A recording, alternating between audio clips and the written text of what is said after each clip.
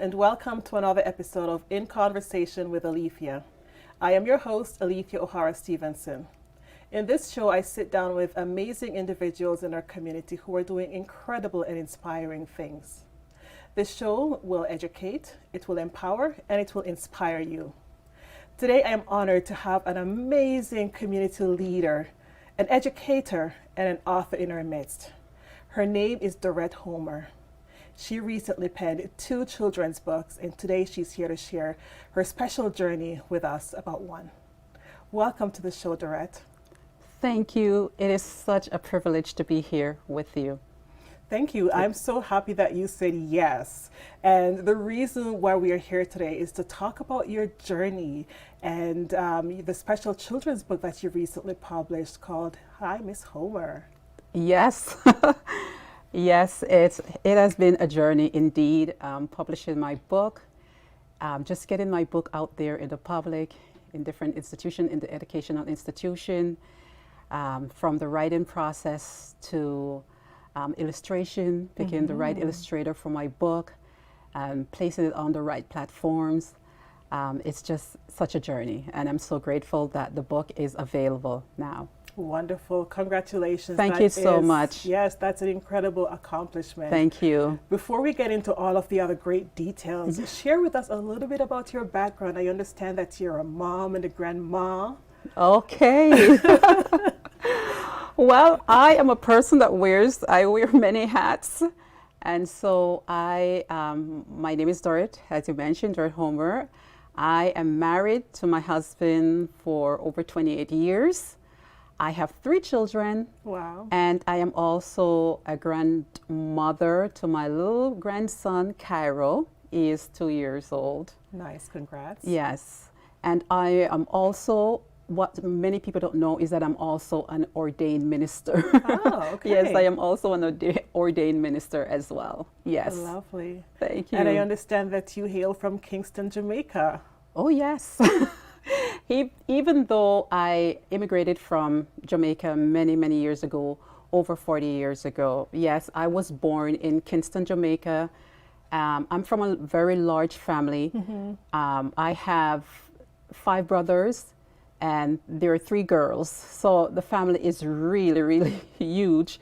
And so I am the 6th in line from a family of 8 children. Wow. So my mom uprooted the family in the 70s and brought us here to Canada. So it was a total different, it was a culture shock when we came here. So I've been here over 40 years, and Canada has been my home. I really love Jamaica, but Canada has also been my home because I live here. I've lived here longer than I've lived in Jamaica. Yes. Wow. Yes. That's neat. Interesting background. Thank you for sharing that with us. Thank you. Now, I understand that you're also an educator, and that was where you decided to share snippets of your classroom with our audience and in your book, Hi, Miss Homer. Can you just walk us through that journey? Why, first of all, why did you decide to share? Okay, Alethia, I have been an educator. I've been in the education field for over 16 years. And during those years, I've come across so many students from various backgrounds and cultures and with different abilities. And so each time I meet a student, the student is usually surprised to see a teacher with a physical disability. And so the students, they do have questions. They want to know, Miss, what is wrong with your arm? Were you born like that? Was it a car accident? They don't know, right? And so the kids, I've taught kids from different levels, from primary, junior level, intermediate level, to even up to high school. And so I've always received questions from my students. They always want to know. So that's just the beginning of the idea around my book. But it didn't just started with a book idea. It started with an idea of writing a skit, an idea of writing a bit of drama, because my kids wanted to know, and I felt that I needed to fill them and to let them know as much about my disability as possible. So they would come to me individually. Sometimes they come in pairs because they don't know if I would be upset, because they want to know. So I welcome their questions. And so it started from that. And I thought, maybe if I could persuade the school boards, if I could write a skit or a drama and bring it into the schools and do a presentation. You know, when they have like school assemblies and so forth, bring that into the school. And so try to reach a larger audience rather than one or two students.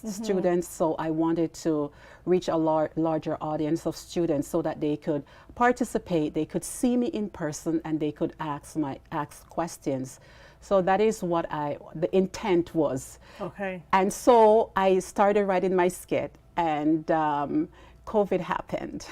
And then COVID extended for a longer period of time. And I'm like, oh my God, I don't think this idea is going to work anymore. I don't think I'll be able to get into the school system and present my desire of letting the students see me and have that, you know, that talk with them. And so the idea came about, why don't you just write a book? Why don't you convert what you have in from drama or a skit into a book? And I was like, okay, that sounds good. So immediately I started writing my book. I started writing, and it took me about 2.5 hours to write my book.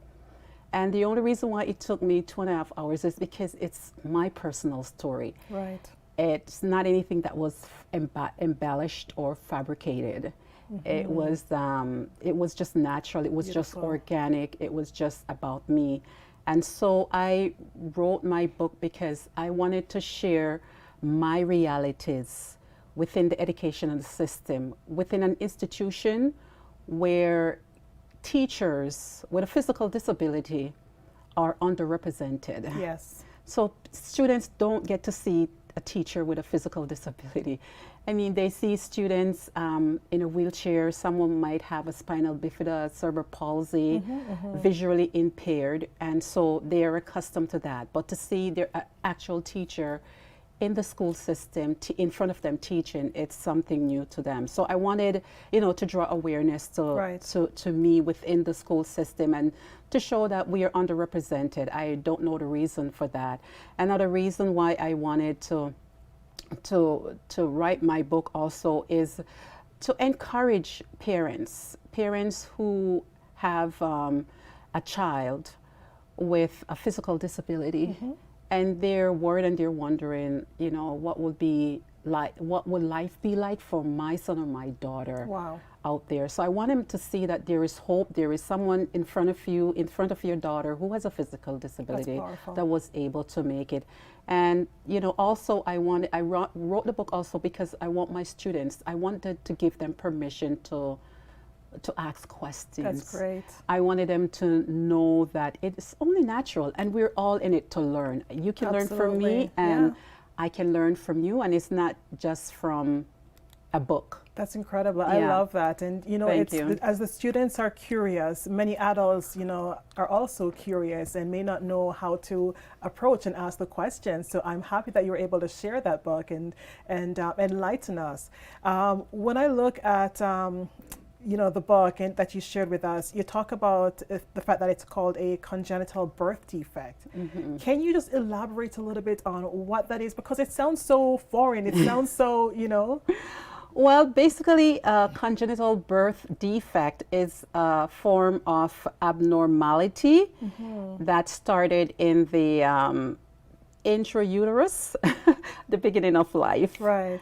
And so it stems, or it could be caused from something that you inherit from your lineage, from your bloodline. Or if not, it could be from different factors, environmental factors and so forth. When I look back and check back into my background, there's no one in my family going way back that has this condition. Right. So I am the only person in my bloodline with this congenital defect. And so, because it is not inherited, so it's not, I did not inherit it from anyone. It has not been passed down. Anything has been passed down to me. So this is the reason why my 3 children, they were born normal, quote unquote, Right. without a physical disability or birth defect. And even my grandson, he doesn't have the same condition as I do. But over the years, before my mom passed away, I did speak with her, and I just wanted to get a little background, you know, what do you think happened and so forth. And so she shared some, you know, something with me. And when I look back now, I realize, yeah, that could be true, even though I don't have proof. But I think that it could be, I believe I'm leaning on her, what she told me. Right. Yes. Okay. Yes. That's good. Thank you for sharing that with us. Thank you. I'm sure many people would be very curious as to what a congenital birth defect is. And clearly it hasn't hindered you in any way, shape, or form to perform your day-to-day activities. No, I haven't allowed it. For me personally, I don't play a disability card. That is not in my vocabulary. I don't play, I just get up and I do whatever I can do. I remember when I was a little, someone said to me, if Dorrett had her both hands, she would move heaven and earth. Because I just jump around and I do what I can do to make myself happy, Right. to feel independent, and to move forward in life. Yeah. I think I read somewhere that, you know, either you referred to it or maybe it was a quote as different ability, not disability, right? And I Right. think you exemplify that because Right. here you are and you're demonstrating to your students day in and day out that you are capable. That's you right. mentioned that you were able to do your own hair, do your own nails. Like these are simple things that everyone takes for granted, but at the same time, the expectation is that you would not be able to. And here you are. And proof here that I am. You can. Exactly. Here I am. I do whatever I can. I mean, you might not, for example, tie my shoelace. I might not tie my shoelace the way you tie your shoelace. But you know what? It gets done. It gets done. I take an alternative way of tying my shoelace. And so it's done. The job is done. Absolutely perfect. I Yeah. love that. I love that. And I know that you've had a number of students come up to you and ask you questions. What is that like, feeling just to share with them? Oh, it's such an honor, honestly, because do you know how they, and I'm not sure if this is an appropriate term, how they like to use this term, the elephant in the room, and nobody wants to talk about something even though it's there. So I love it when my children, when my students come up to me and they ask me questions about my arm. That just tells me they're interested. They want to learn. They want to know. And who else is better to tell them than the person that is live in person? That's perfect. They're not reading it from a storybook. They're love not that. reading from something that happened 20, 40 years ago. This is someone that is live and in person in front of them. I love so that. I enjoy Okay.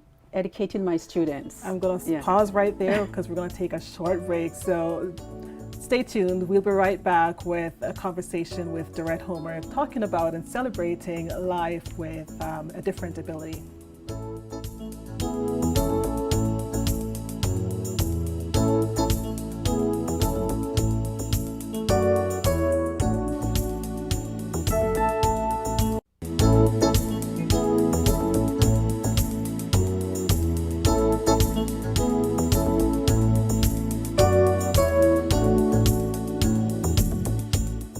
Welcome back to In Conversation with Alethia. I'm joined in the studio by Dorrett Homer, author and educator. Thank you so much again, Dorrett, for Thank you. having a conversation with me.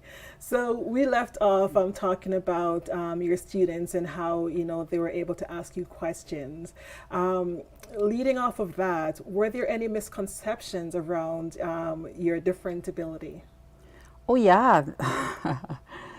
Lots of misconceptions, not by students, but I find even more so with adults. Yes. So some of the misconceptions that I have faced is that someone with a physical disability will rely on the system. they cannot help themselves. They will need the government to support them. Another misconception is that you're not capable of having sexual relationships and have a family.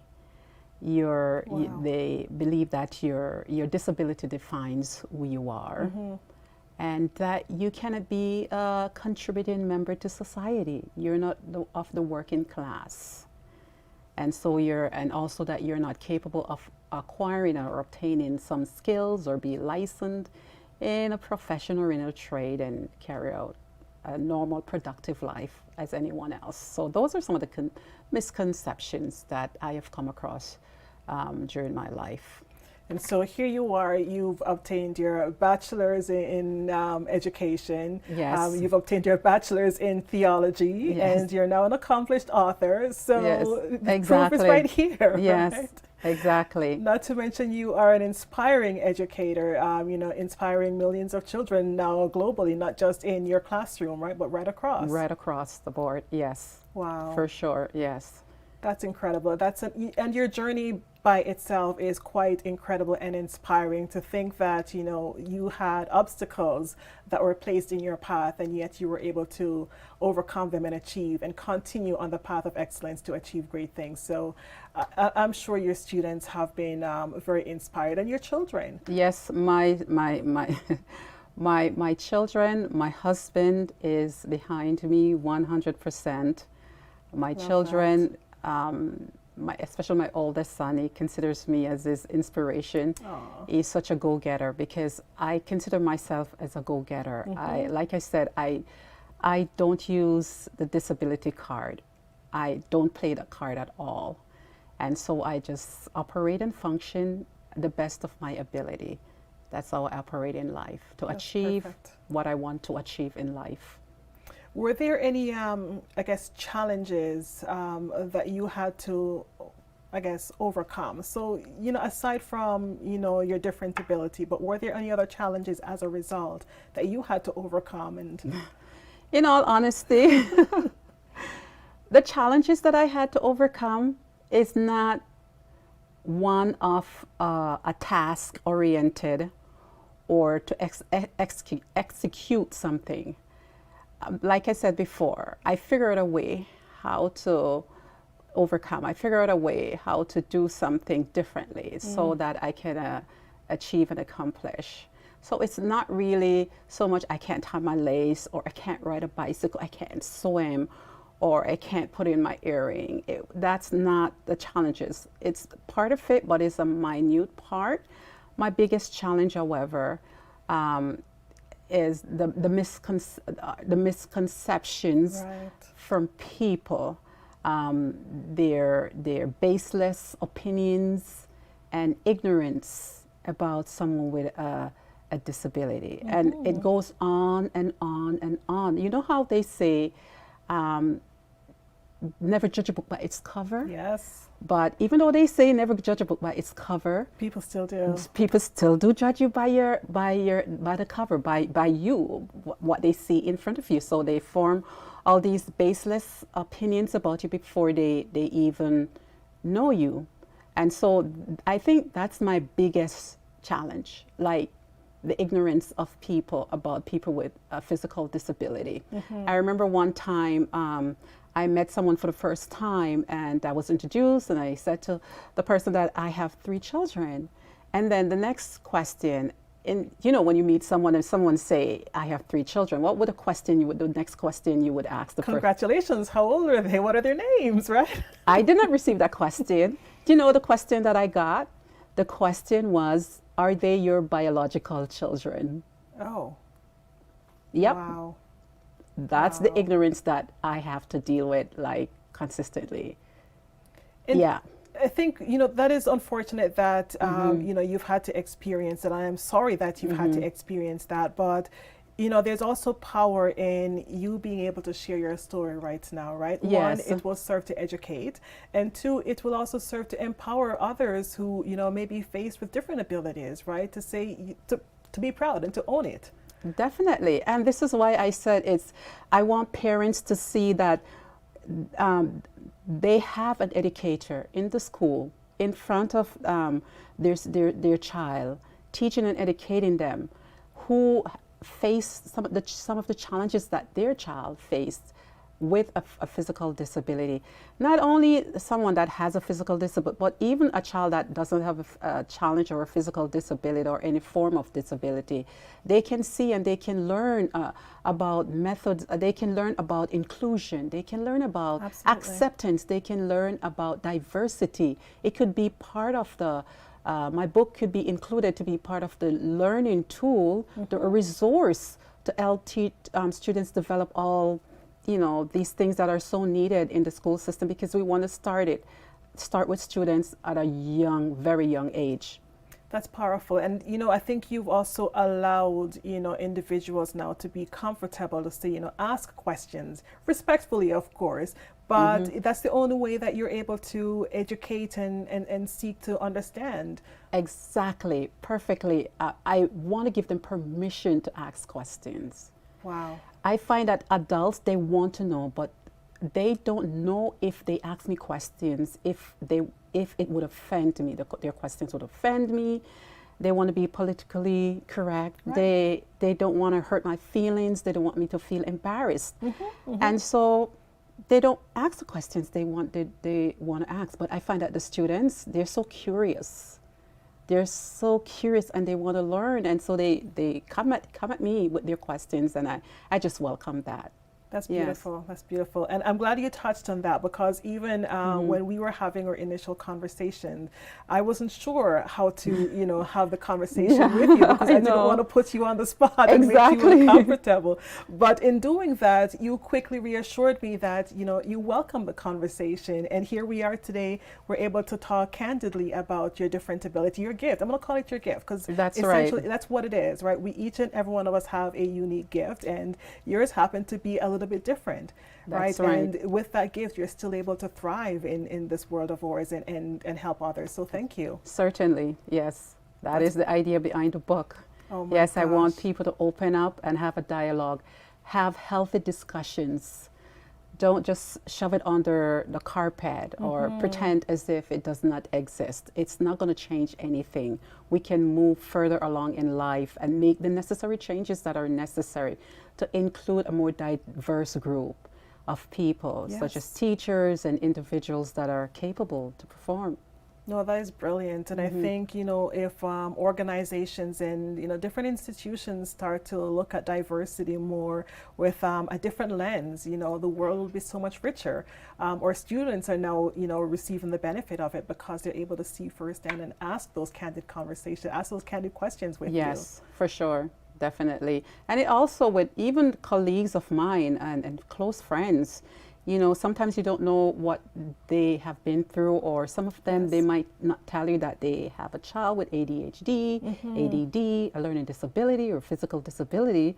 But once I begin to open up, they begin to talk.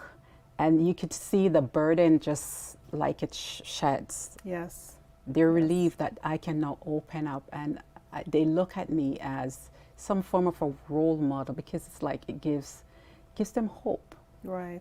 For their son or their daughter, their loved ones. Yeah. And I think that's powerful, because we need to normalize these conversations, and we need to make sure that everyone is included. And the only way to do that is just most to be aware, right? Yes, and awareness. Have these conversations. Yes, most definitely. Wow. For sure. Yes. Brilliant. I love that. Thank you. Now, with your journey and all that you've accomplished, you've been on Good Morning America, you're here now on Rogers, and so many other great things. What do you hope to accomplish with your platform, with your voice?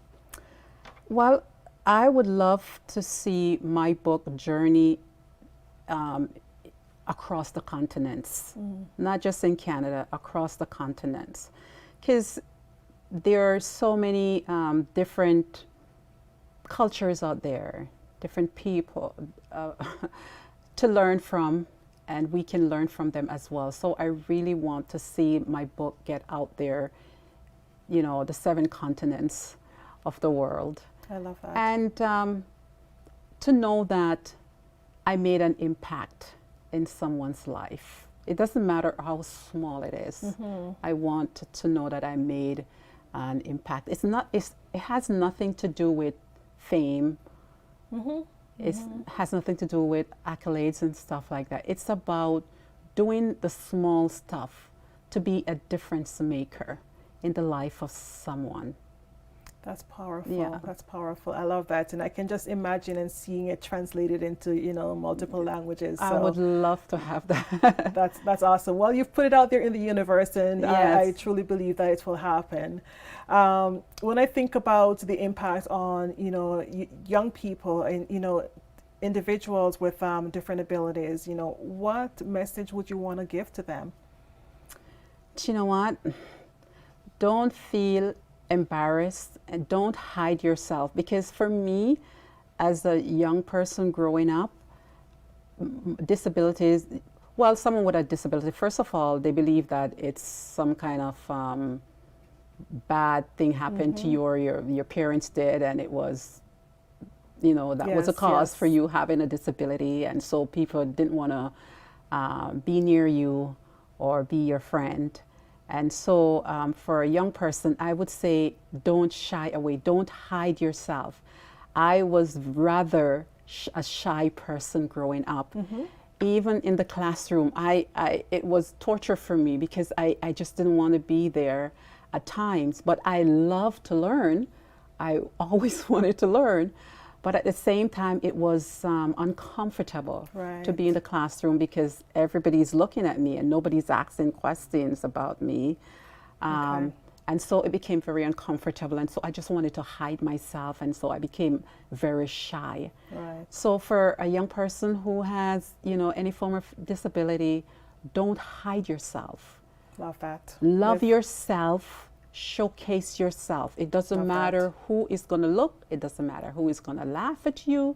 Perfect. Love yourself no matter what. Yes. I love that. And on that note, we're going to end on a positive note. And we're going to say, love yourself no matter what, whether you're a child with a different ability or an adult who's raising a child with a different ability. Love yourself, live your life to the fullest. And once again, thank you for joining us on In Conversation with Alethia. See you next time. And thank you so much, Dorrett, for joining us. Thank you.